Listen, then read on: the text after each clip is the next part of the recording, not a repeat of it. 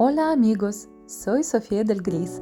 Hoy les mostraré cómo hacer estambres, por ejemplo, para esta peonía de azúcar o para cualquier otra flor con la que quieran decorar un pastel. Necesitarán pegamento para repostería. Cómo hacerlo está en un video en mi canal. También necesitarán azúcar en polvo, almidón de maíz y hilos, tijeras y una regla.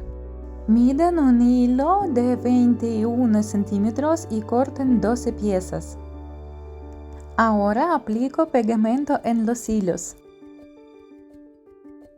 Separo los hilos y los coloco en una superficie plana. Los dejo secar en la mesa durante unos 30 minutos. Después de que se sequen, retiro los hilos y los corto en 3 partes. Cada parte debe tener una longitud de 7 centímetros. Para hacer la mezcla necesitaré una cucharada de pegamento, una cucharada de azúcar en polvo, una cucharada de almidón. Mezclo todo y lo tiño del color deseado.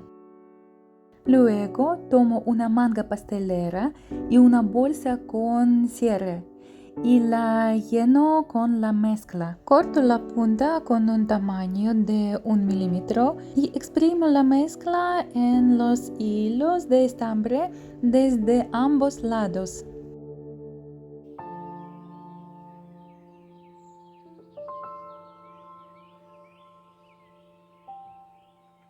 Los traslado a una base para que se sequen. Hice la base con legos. Los estambres deben estar a 1 centímetro de distancia entre sí y los extremos deben colgar en el aire. Esto es para que no se peguen. Los dejo secar durante aproximadamente 1 hora.